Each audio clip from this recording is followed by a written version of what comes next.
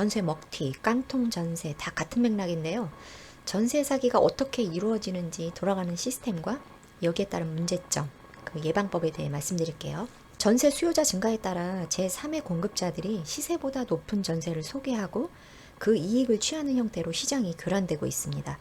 이 전세 사기의 이면에는 전세 중개에 따른 중개 수수료가 아닌 이익이 존재합니다.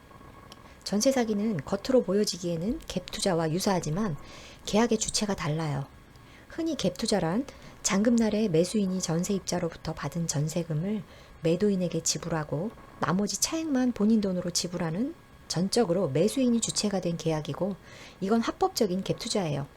주로 아파트에 투자했던 분들의 투자 방식이죠. 그런데 최근에 신축 빌라나 주거용 오피스텔이 전세 먹튀의 타깃이 돼서 심각한 시장 질서 교란과 동시에 많은 피해자들이 생겨나고 있습니다. 이 전세 사기 중개에서 계약의 주체는 소위 부동산 컨설팅이라고 하는 중개업소예요. 보통 중개사 1명 또는 중개사와 직원 1명 정도의 일반적인 중개업소가 아닌 중개사 1명과 적게는 3명에서 5명 이상의 직원들로 구성된 부동산 컨설팅 중개업소입니다. 빌라나 주거용 오피스텔은 동일 면적의 여러 세대 수로 이루어진 아파트와 비교해 봤을 때 나홀로 건물의 형태로서 다른 면적, 다른 구조, 그리고 매우 적은 세대수로 이루어져 있어서 1년 평균 매매 거래량이 5건도 채 되지 않을 정도로 적습니다. 그래서 아파트처럼 시세를 책정할 수 없어요.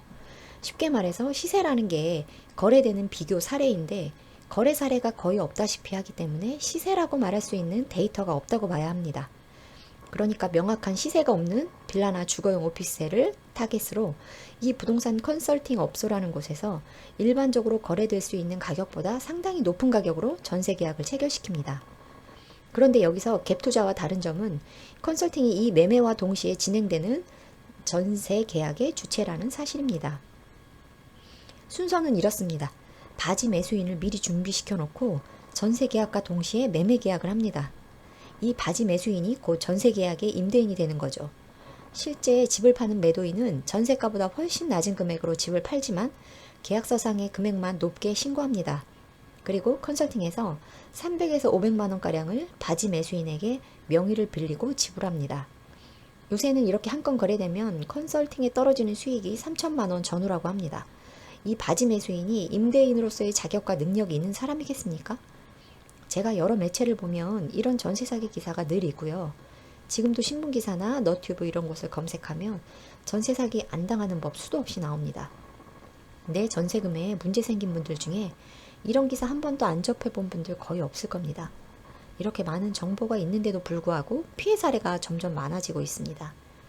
내 전세금이 안전한가를 우선순위에 둬야 하는데 막상 결정의 시간에는 내 자산의 안정성보다는 겉모양을 더 우선한다는 거예요. 자, 그래서 예방 차원의 몇 가지 사례를 말씀드릴게요. 지금부터 나열하는 내용 중에 하나라도 해당된다면 미련 갖지 마시고 계약하지 마세요. 첫 번째, 요새 각종 부동산 앱을 통해서 물건을 찾으시는데 각종 방방들이 참 많죠? 앱을 이용하시는 건 좋은데 물건을 유독 많이 보유하고 있는 특정 중개업소는 피하세요. 광고비를 많이 지불해서 상위 그룹에 노출되어 있으면서 물건도 타 중개업소보다 몇 배 이상 보유하고 있는 곳은 99%가 부동산 컨설팅이라고 보시면 됩니다. 전세 물건은 지역과 계절에 따라 약간의 차이는 있겠지만 수요보다 공급이 훨씬 적어서 물건 수가 참 적어요. 선택의 폭이 정말 적은 물건이라는 거죠. 그런데 특정 중개업소는 물건이 많다? 이건 바지 매수인들을 보유하고 있다가 차익을 챙길 작업된 물건이에요. 막상 보여주는 물건은 다른 물건일 가능성이 많아요. 물건이 벌써 계약됐다고 하면서 더 금액이 높은 걸 권한다거나 하는 스킬을 보여주죠. 앱을 이용해 보셨던 분들 중에 이런 경험자가 많아요. 그리고 두 번째, 부동산을 많이 보유한 임대인의 물건은 피하세요. 임대인의 부동산 보유 개수는 솔직히 계약자 입장에서는 알 방법이 없어요. 하지만 임대인이 나서서 자랑삼아 부동산이 많다고 자랑하는 경우가 있기 때문에 그런 경우 과감히 자리를 박차고 일어나세요. 부동산 자산 가면 수익이 많은 월세를 놔야지 왜 전세를 놓을까요? 결론적으로 돈이 없는 임대인이에요. 전세금도 은행 빚이기 때문에 임대인이나 임차인이나 똑같은 채무자 입장이에요. 돈은 없고 등기 권리증만 많이 가지고 있는 흔히 거지라고 일컫는 부동산 푸어죠. 가장 최근에 부산에서 70채 보증금 먹튀한 사건이 이런 경우였죠. 세 번째, 신규로 분양하는 빌라, 주거용 오피스텔을 건축주가 주변 시세보다 싸게 전세 임대를 놓는 경우도 피하세요. 새 집이라는 이점 때문에 따지지도 않고 겁 없이 들어가는 분들이 의외로 있어요. 이런 건물은 구분 등기는 되어 있지만 건물을 통째로 공동담보로 제공하고 신탁회사에서 대출을 해준 경우인데 담보물보다 훨씬 많은 대출이 이미 있는 경우죠. 분양이 잘 되면 집이 다 매매가 됐어야죠. 구조가 별로거나 분양가가 높거나 해서 분양이 잘 안 되다 보니 건축주 입장에선 은행 이자가 점점 쌓이니까 부담되니까 최후의 수단으로 건축주가 월세를 놓거나 주변 시세보다 싼 전세를 놓으면서 대출금은 갚지 않은 채로 그냥 두는 거죠. 그렇게 되면 세입자는 후순위가 되는 거예요. 경매됐을 때 소액 임차인에 해당돼서 최우선 변제액이라도 받으면 그나마 불행 중 다행이고, 법에서 정해놓은 소액도 아니거나 혹시 소액에 해당돼도 채권자인 은행이 임차인과 임대인의 고의성을 주장해서 이의제기 소송을 하면 한 푼도 받지 못하는 경우도 있어요. 선자의 경우든 후자의 경우든 어차피 임차인에겐 금전적으로 큰 피해가 옵니다.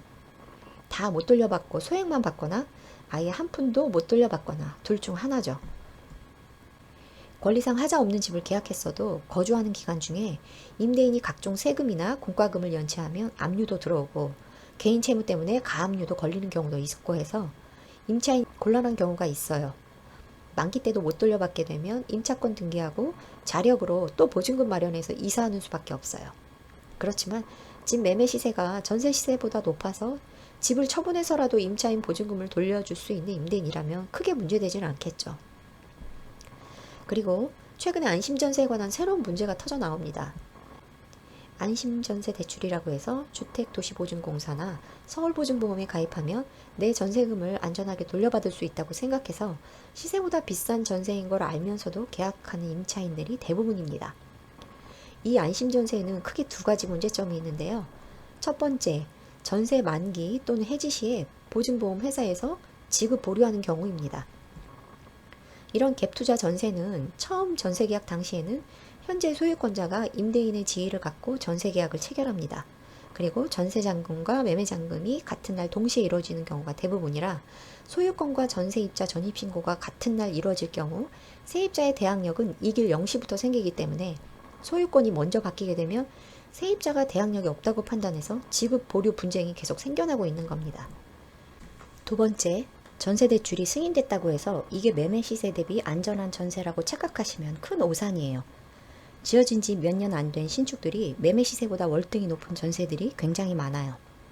보통의 은행들은 공시가격이나 기준시가를 기준으로 계산된 한도까지만 대출 승인이 가능한데 컨설팅에서는 다른 루트로 물건 감정가를 상향 조정해서 대출 가능액을 높입니다.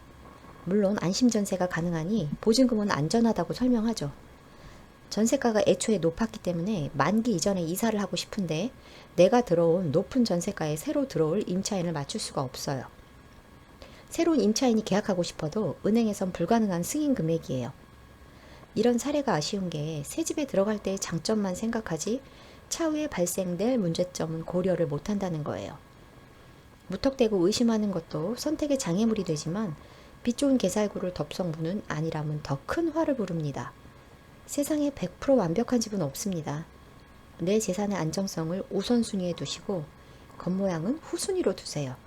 시청해주셔서 감사합니다.